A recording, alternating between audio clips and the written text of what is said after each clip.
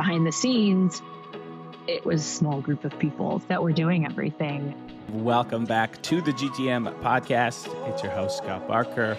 I want to know how this insane growth actually happened.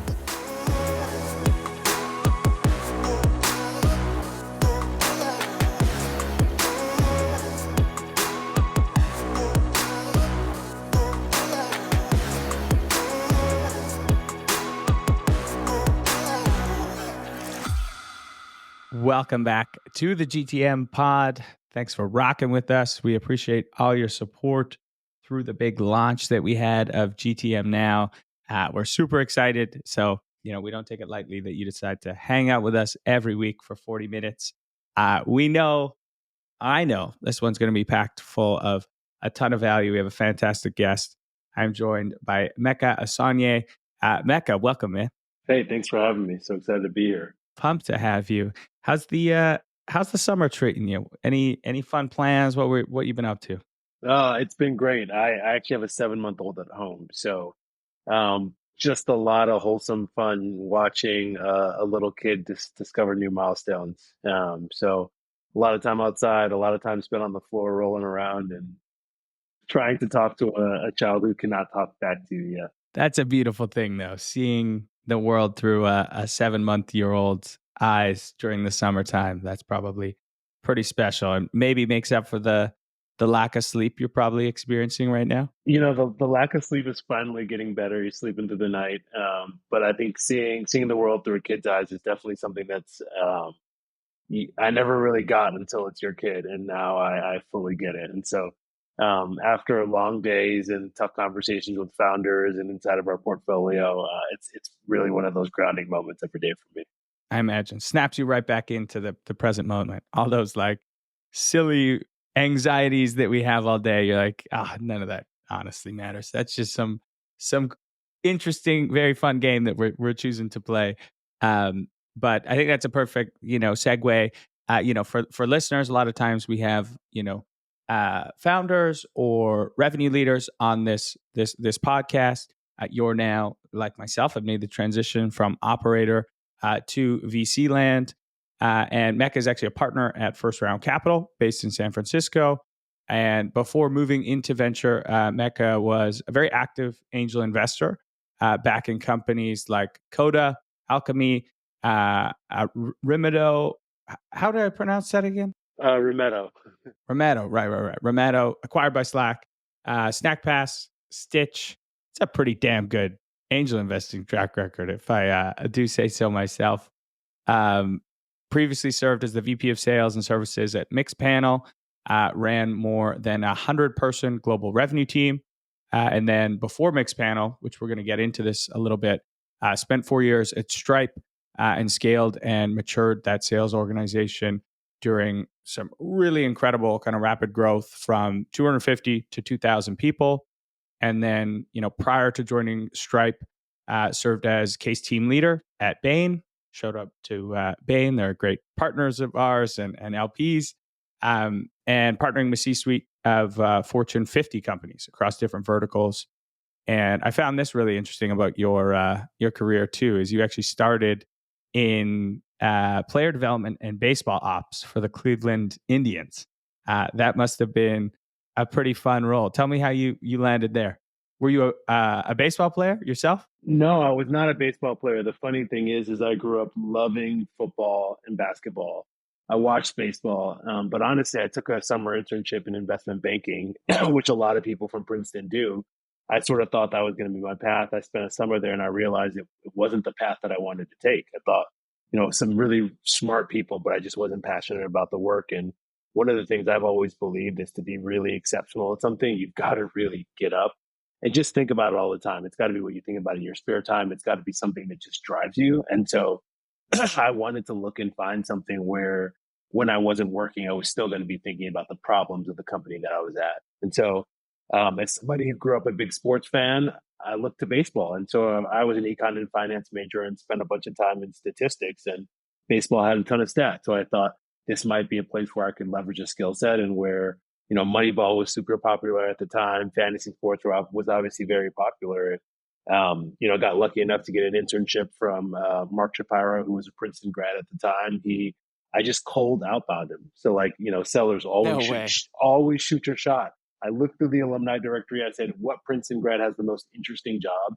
And general manager of Cleveland Indians seemed like a pretty interesting job. So I tried to package up all the experiences that I had and explain why I'd be a great summer intern. And that summer internship turned into a full-time job for 4 years. And so, I think so many of the things I think about today, so many of my sort of like leadership and management principles kind of emanated from my time at the Indians. And, the other funny thing that I didn't think about at the time, but when you think about what you're doing in player development is you're drafting early stage talent, 18-year-olds out of high school, someone who's fresh out of college, and you're trying to project what they're going to be 5 to 10 to 15 years from now.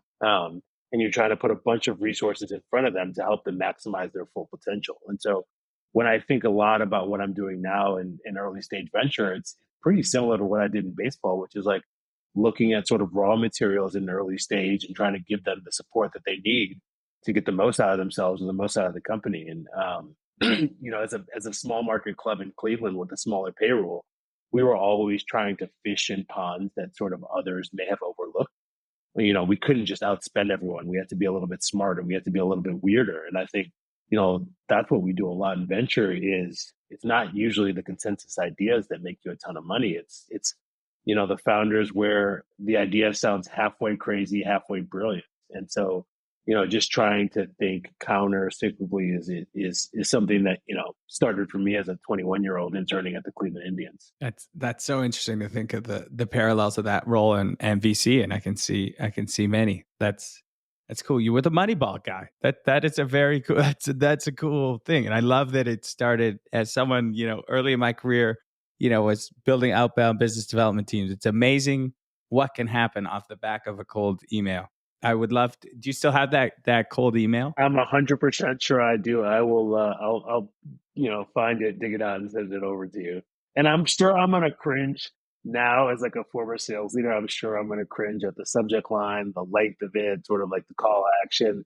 There's gonna be a million things that I wish I did differently. But I think one of the themes that you always hear from me too is like you really do have to shoot the shot. Like you can't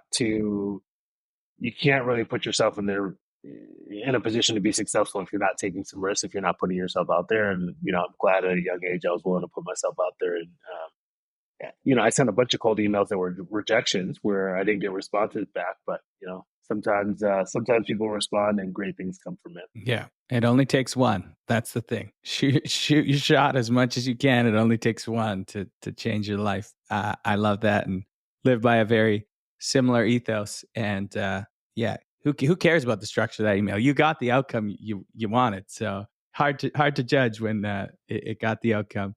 Awesome, man. Well, I want to go and focus a little bit on this time at Stripe. Obviously, must have been a super formative time in your career. Stripe, world-class company. You're right there in the thick of it during their rapid growth.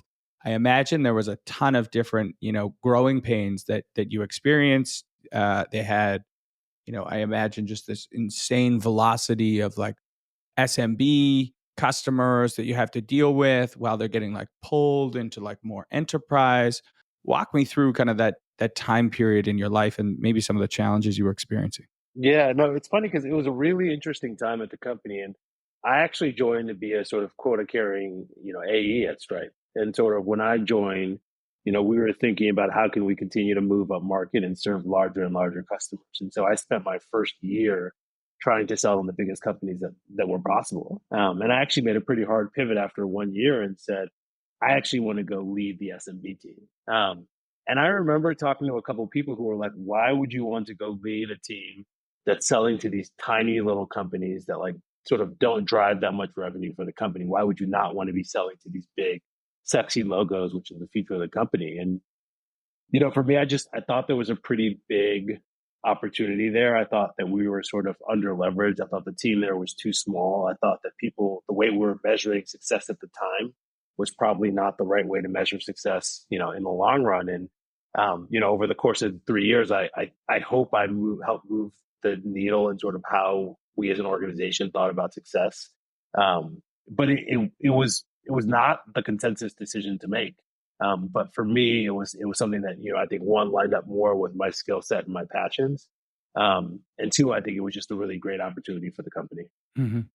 Talk me through how they were initially on the SMB team measuring success, and what did it sort of evolve into over those 3 years? Yeah. So I mean, the basic, business model at Stripe is they take 2.9 and 30% of any transactions. And so essentially, the best merchants tend to be the largest merchants because you're taking a percentage of revenue. But long story short, there's something called interchange. You actually end up passing a lot of the revenue. A lot of the revenue doesn't stay with Stripe. But at the time, we were measuring sort of like just the GMV, or the gross merchandise value of what the company was doing. And we actually weren't measuring the gross margin that was coming to the business. And sort of the TLDR here is that those smaller merchants had far less GMV. They were actually higher margin. They had far less pricing power. So we're actually making a ton of money for Stripe working with some of these smaller companies. That was one piece. The second piece is a lot of these small companies grew up to be big companies really quickly. And so if you look at, some of Stripe customers today, whether it's a Lyft or a Postmates or an Uber or an Instacart, many of them started on Stripe when they were small, when they were little startups, and they just ended up growing incredibly quickly. And so creating that pipeline was something that was very important. And sort of, the early success of Stripe was with these sort of venture-backed startups. And I think for a lot of companies, they'll start with startups and they'll say, okay, then I want to move up to mid-market, then I want to move up to enterprise. And they kind of forget about those roots. And I think one of the things that Stripe has done really well today is to still be able to serve startups just as well as they serve enterprise companies. And, at that time, the organization was sort of splitting, where we realized that there was a lot of, we couldn't walk away from our core. We needed to continue to double down with startups. We also needed to continue to go out market and serve bigger and bigger customers if, we wanted to fulfill the vision, Stripe's grand vision. But it took a lot of trade-offs to try to do both at the same time. And I think, when I was at the organization, it was a time when a lot of the focus was shifting away from startups towards the enterprise. And I kind of said, I actually want to spend time on where the core has always been, because I think there's a ton of under-leveraged opportunity that we can do here. So I want to kind of dive into that a little bit, because I've been a part of and seen a lot of companies as they scale, as they grow up, become, growth stage, and they're getting pressure, got to go up market, got to get bigger logos, got to break into, the non-ICP industries, and spend all this time and resources building out their enterprise and strategic, sales teams. And then, just by nature of having limited resources, you start pulling resources from your SMB, your mid-market. Those folks start feeling a little bit alienated, like, oh, this company's not building for me anymore. It's not set up for me anymore. How did you strike that balance? Because, you can't be everything to everyone.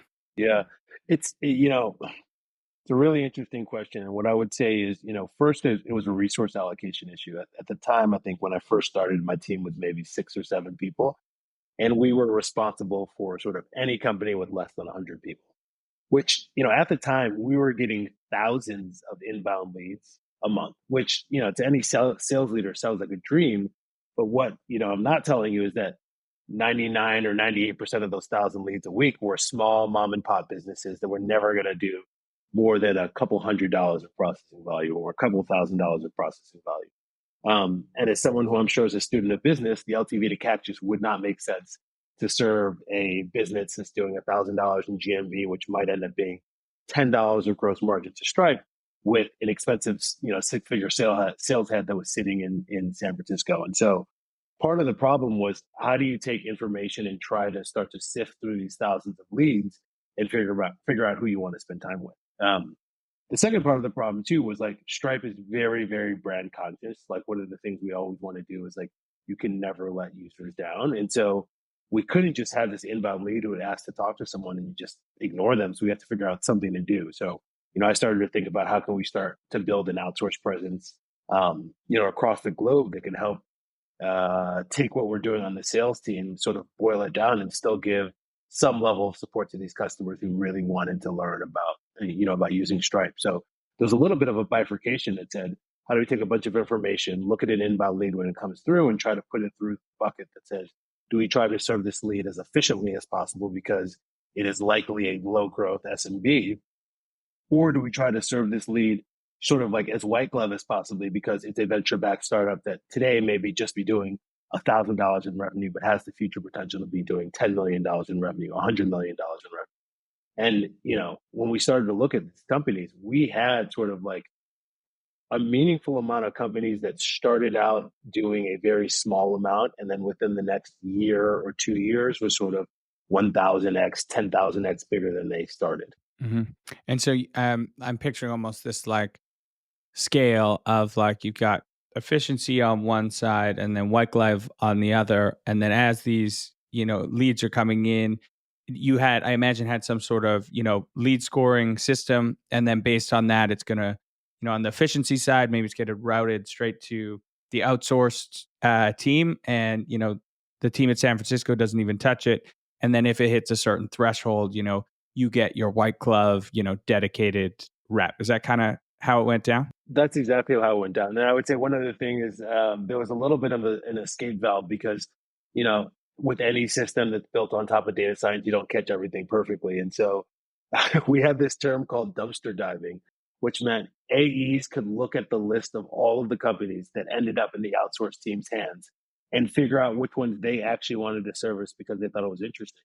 And so this is when you start to see little aspects of like my venture capital side coming through. Yeah, I was going to say. Yeah, reps on the team would literally look at the business description.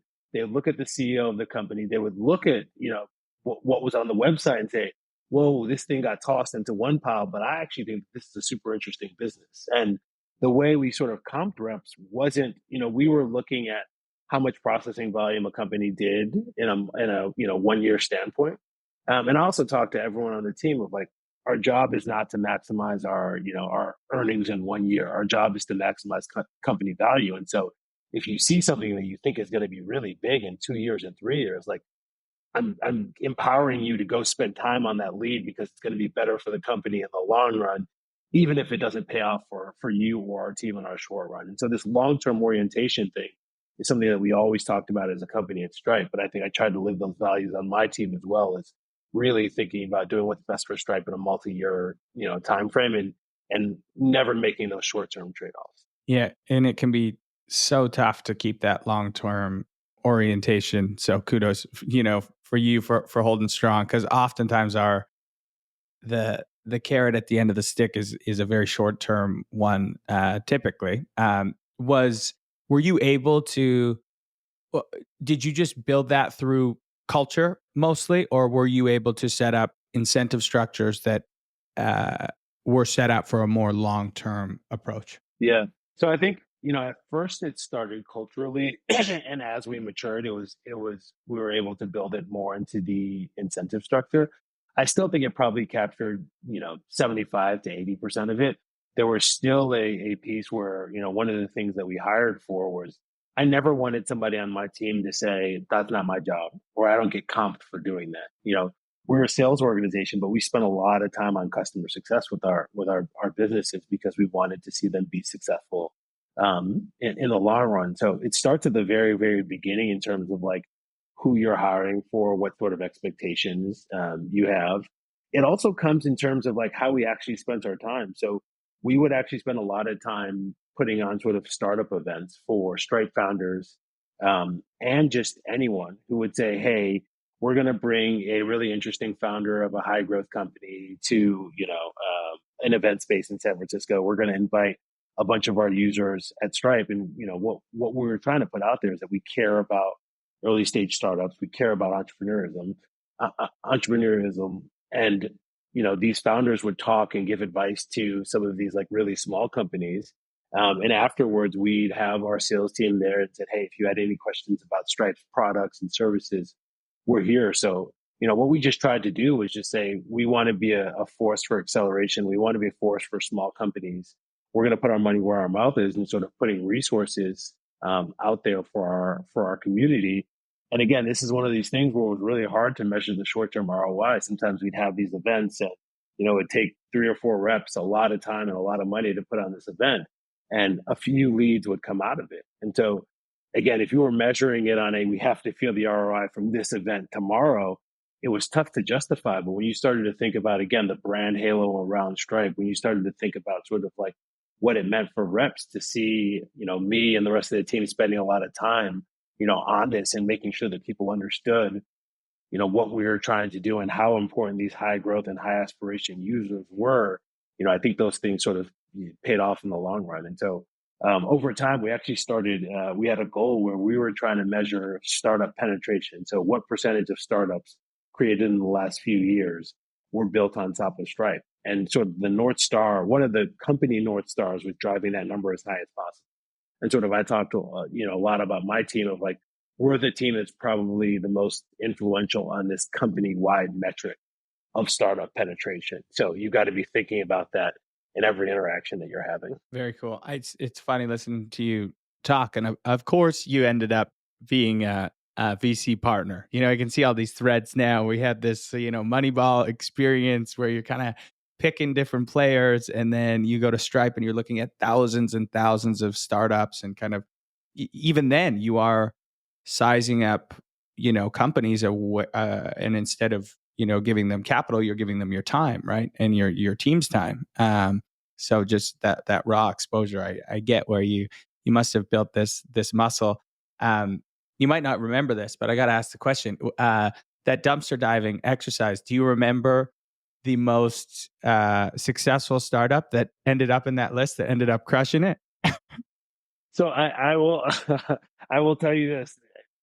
TBD on how successful the company is going to be at the end state, but we had a bike share company or a scooter share company that was picked up in the dumpster diving. And so regardless of where they end up exiting, they've done a lot of processing on Stripe, and to see that come through the AKA dumpster was a story that I told a lot of people going on. I think most of us can read between the lines there. No need to put it out, but yeah, that's funny. Good job on the rep who saw that one. Awesome. All right, I want to transition a little bit, and thank you for sharing. So on this podcast, we talk a lot about scaling companies and go to market motions, like we just talked about, but there's also a career element to it, and I think a lot of folks that listen to this are interested in investing, angel investing. Many have had successful careers, and they're looking, maybe there's something to it. And I would love it, since you've had such a successful track record, and now you're in venture. Maybe I'll fly you back in time to your early days in San Francisco, and how that part of your journey kind of came to be. Yeah, so it's honestly really random how I started angel investing. And the more I've spent time with people, the more I keep hearing that other people's stories are pretty random. But I was looking for a roommate. So I went on Craigslist, found a group of random roommates. And one of the guys that I was living with, actually, he spent a bunch of time working at Facebook. And after a couple of years, he said he was leaving to go build a business. And I was like, oh, tell me about it. And the thing about this roommate is he was the person who was first up in the morning and last one back. On the weekends, he was grinding. He was always thinking about the problems that, Facebook or Meta now have. But just someone that, one, when you saw them in their day to day, and like, again, in a roommate situation, you're not trying to prove anything to your roommate. So it's not the person who's just like, trying to be first in and leave 1 minute after the last person. You could just see this person's work ethic. There's another piece where, one of the things that I loved about the Collison brothers, and that I've seen in a lot of founders that I've backed, is like, they just know a lot about a lot of different things. Like, you'll read something in the news, you'll start talking about that, and they'll know a bunch about it. And you're like, wait, why do you know all this stuff about the satellites? Or why do you know all this? Why do you know Latin? Like, the breadth of sort of like the knowledge is just pretty wide. And so almost like an insatiable curiosity. I think that's what it comes from. Their curiosity just cannot be, they just can't be satisfied. Yeah, so it's that one piece of always wanting to learn, but then there's this other piece, and one of the things I look for in a lot of founders is commercial orientation. And one of the things you need to separate is sometimes founders just like, they love a topic and they want to build something. And then there are other founders who love a topic, want to build something, but also want to build a really big business. And that commercial orientation of building a business is sometimes missing. And so, when I was talking to his roommate, you could always just see his business mind going. So I just remember thinking, like, man, this guy, I'm surprised he's working at such a big company. Like, one day I'm sure he's going to go work in a much smaller company. And when he told me he was starting something, I asked a couple of questions about sort of like what he wanted to build and why. But for the most part, was just like, hey, this is going to be weird, but like, can I put money into whatever you're doing?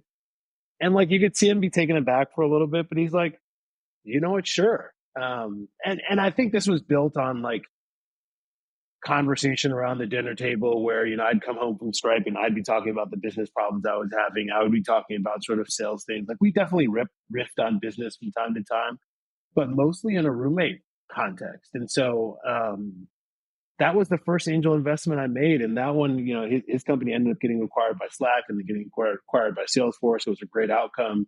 It's pretty rare that your first investment actually returns, capital for you. And so extremely rare. I think we have to use like more aggressive language there. Not just very rare, extremely, extremely, extremely rare. But the crazy thing about it, when I think about it, is like, he was building in the SaaS space. I knew a little bit about what he was building, but like I made the bet on the person. And again, he had a co-founder. He had two co-founders. I looked at them on paper. I was like, they look really interesting.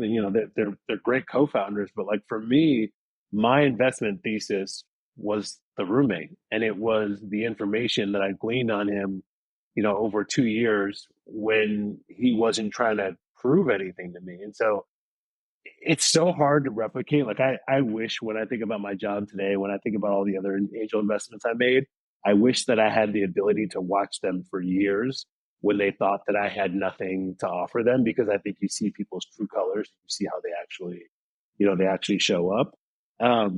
But yeah, he's who gave me my angel start. It's funny because like, what makes you an angel investor? It's like making one angel investment. So after I made that one angel investment, it became a lot easier to be like, yes, I'm an angel investor, and I spend time helping people think about go-to-market because I've spent, years and years in a sales organization, and I'm, working at a company that people think is or that is successful and that people admire. And so, you start to, position and package who you are as an angel investor. And, I think I got a lot better about that as an angel, figuring out like, hey, here are the like, I like to give founders a menu of services that I can offer. And now as a full-time investor, that menu comes from things that I can offer. It comes from things that First Round can offer and the rest of our platform team.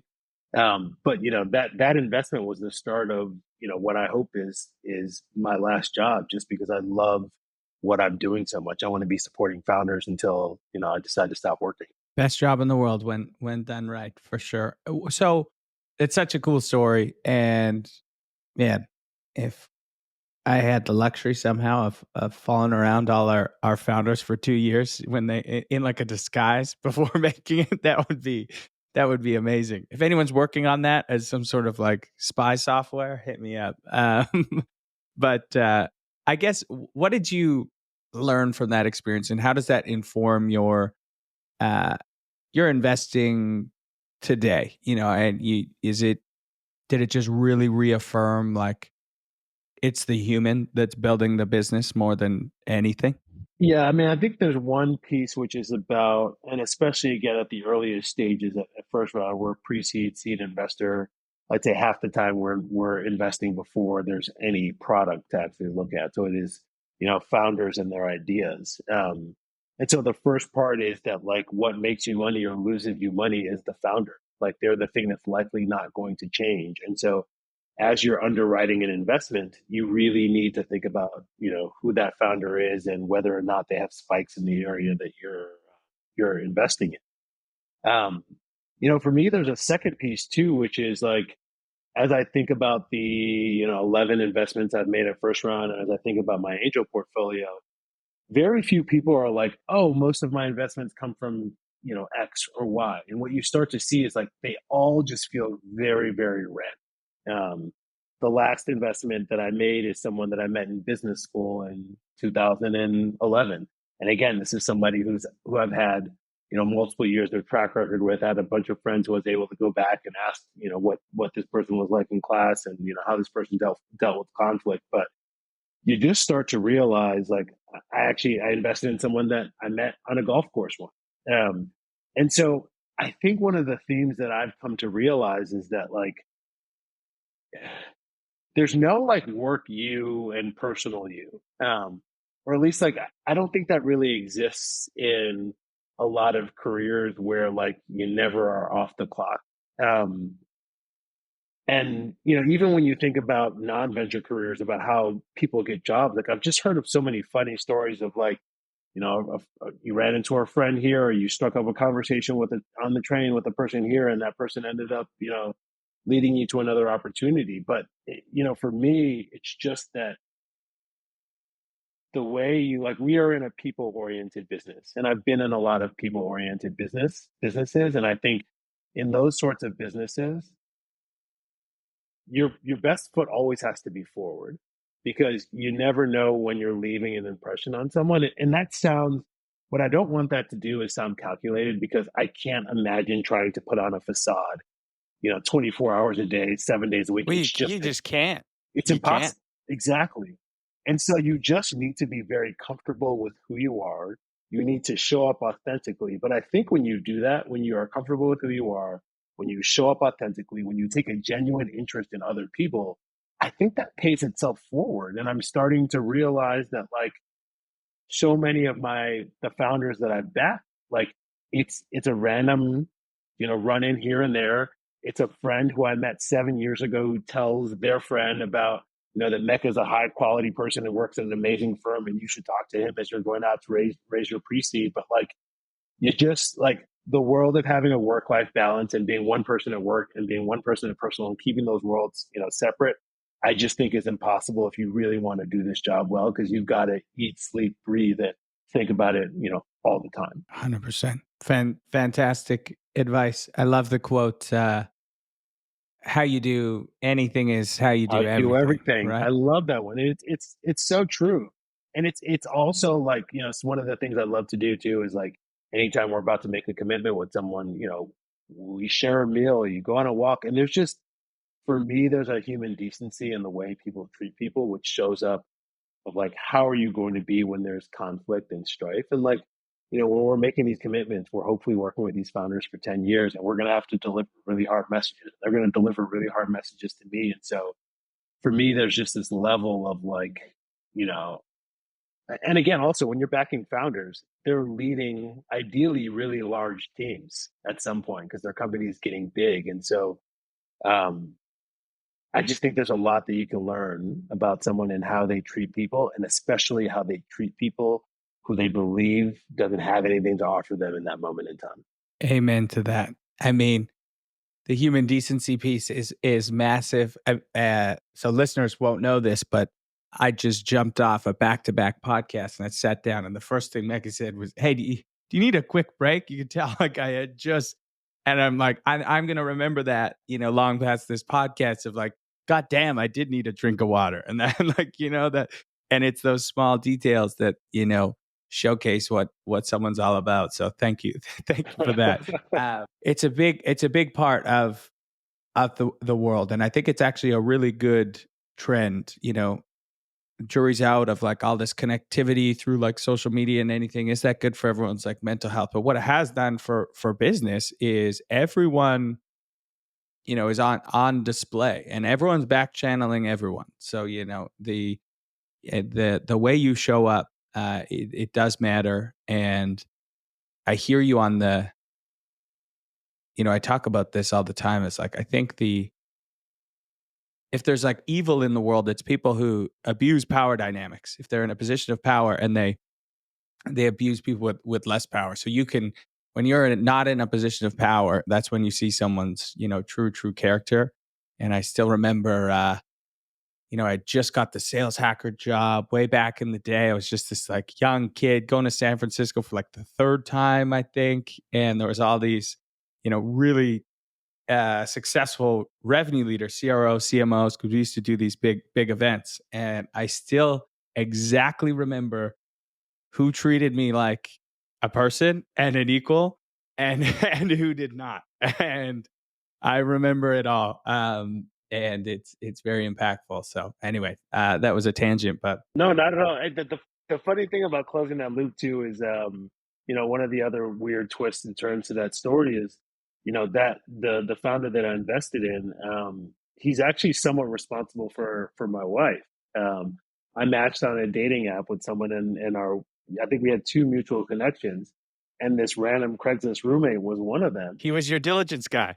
He was I did some diligence. I said, "Is this, tell me what the deal is?" And she did her diligence as well. And kind of like the rest is history. But again, it's just one of these things where, like, especially in a town that's so small, like San Francisco, and a community that's so small, like early stage venture, every single one of your interactions is one that's going to, have ripple effects. And so I try to think about that, on every single first pitch that we're with the founder, even if I'm like, hey, there's no way to invest in this business.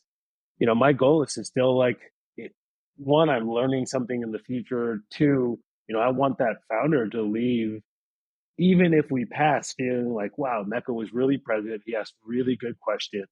Even though they're not investing, this is someone that I would recommend a friend go talk to when they're dealing with it. And it just goes to this, to your quote of how you do anything, it's how you do everything. It's like, you've got to have that mindset each and every single day. And, I think we're lucky to be in this business. And, there's some tougher days where you're back-to-back pitches, and, none of them are going to be ones that you invest in. But I think you still have to show up on that next call like it's your first one of the day, like you think you're going to be writing a check, like you think that you're going to be in business with them for 10 years, because you got 30 minutes where you're going to leave an impression on someone, and you have no idea where it's going to go from there. Yeah, absolutely. All right, I want to go quickly to a listener question. It's going to be in the same realm, because a lot of folks are interested. I get hit up all the time. So you talked about your experience. How would you suggest someone start out angel investing? What steps, like 1 to 3? And I'll throw in, beyond just reading all the books, you can Google, all the top books. Make sure you start there, of course. Yeah. I mean, I think the first thing I would say is know who you are and know what you have to offer. And so try to put together your menu, try to put together your value proposition, or, if you're talking to a founder, how are you going to be able to help them? Because, what you don't realize is, especially for some of the best companies, like, this founder has a choice of 500 angels and is trying to choose 5 people. And so if you want that person to choose you, just know why they're choosing you. And so think about the work experiences you had, the companies that you've been at, just sort of like, what are the 5 ways you feel like you might be able to help them? The second thing that I would say to do is, like, there are a lot of companies across a lot of different industries, across a lot of different stages. So what I probably would start with is, like, what are your areas of interest? Where do you feel like you could get to yes or get to a diligence on something? And so start to spend more time in that area. So if you say, I want to spend time investing in early stage fintech, know that, and then you can start having conversations with other angels or founders who are, at pre-seed or seed stage fintech companies. And so it just gets a lot easier as you sort of do that pattern recognition. And then finally, I think there are some people who are either, there are some people who have a thesis. They say, I think the companies need to be created in this, this industry. I think that's great. I think there are also some people who are very reactive, who just say, I'm looking for an amazing founder, product and team to invest in, and just kind of decide which one you are. And if you're the proactive, thesis driven, write your thesis down. If you're the reactive one, just create a scorecard or create a short rubric for, when I take a 30-minute pitch meeting, what am I going to be evaluating and what am I looking for? Because if you write down what you're looking for, it makes it a lot easier to, one, get to a yes. And then I think 2, like, as you're writing down what you're looking for and you're scoring things on that criteria, it makes it a lot easier to start to learn, get better, be an angel, better angel investor, make decisions more quickly. So those to me kind of feel like the key things. And then put your light on. Go tell people that you're an angel investor. Put it on LinkedIn. Tell your friends. Tell founders. And that should sort of, like, help start your deal flow. And what I've seen in most angel journeys is people start sort of one step adjacency away from themselves, either like people they know or industries they know well, before they kind of continue to broaden out and do things that are further afield. Yeah.